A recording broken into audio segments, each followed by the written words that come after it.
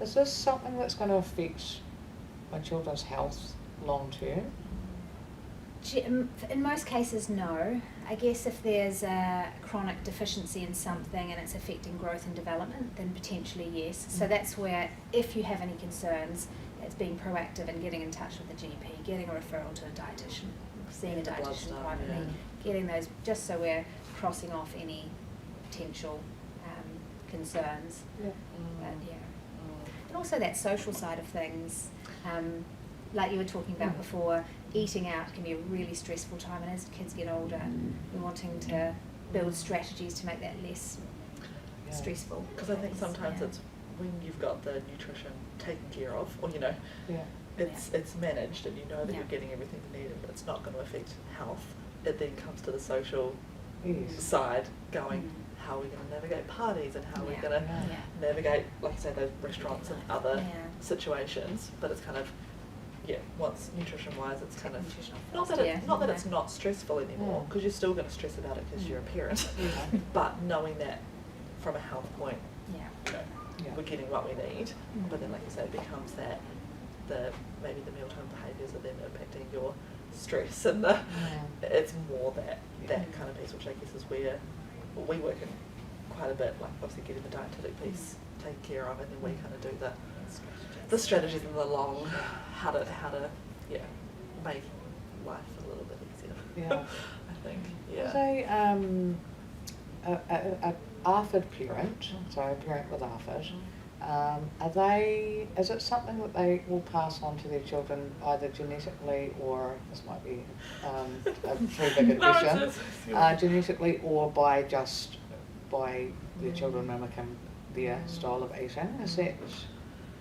Yeah, I mean, there's a bit of research starting to happen around what's behind it, and it is kind of, I mean, we anecdotally, we see lots of parents who have restricted eating patterns. It might not be ARFID diagnosed, but probably isn't really, because it's such a new diagnosis. But I guess we don't know. Like, the research is kind of working out now: is it genetic, or is it, like you say, more observed? Observed patterns.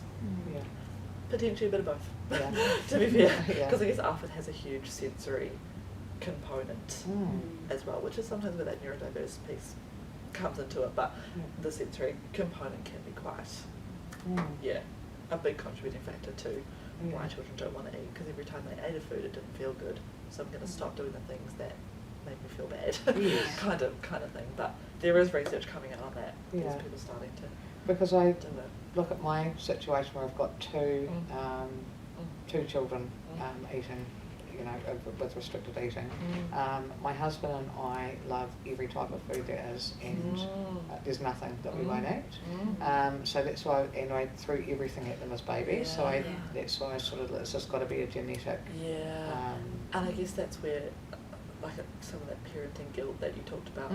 Is it something I've done? Is it something that I've contributed to in some way? And a lot of times, not that we like to compare siblings, but sometimes there's only one, out of three, or something like that, and it's like, you parented them the same way. It actually, a lot of the time, isn't pure how you parented.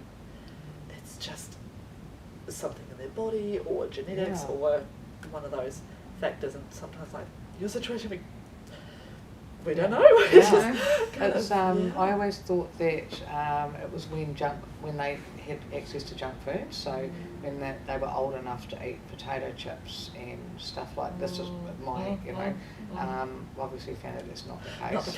But I thought as soon as they started eating junk food, they didn't want the vegetables or anything like that. And they'll go through a phase of that. Like that will be and that was quite, and it's like everybody say, oh yeah, my kid was the same, they just wanted this and that. And, but they didn't grow out of it. That's the difference. That's the difference, is when you're not growing out of it after a couple of months, and you go, how long is this now going to go on? So it was 3 months. If they were to eat beige, like 5 foods for 3 months, is that sort of, you'd be like, okay, something's going on here? I mean, in that toddler phase. It's not a hard and fast rule. No. But and it depends on how old the child is.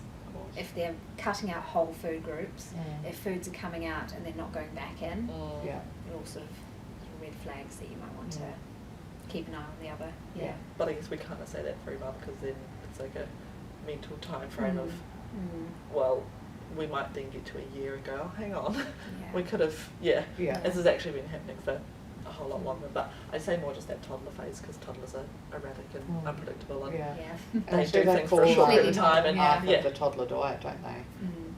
I mean, it's like a toddler diet. A lot of times it's not too dissimilar, right?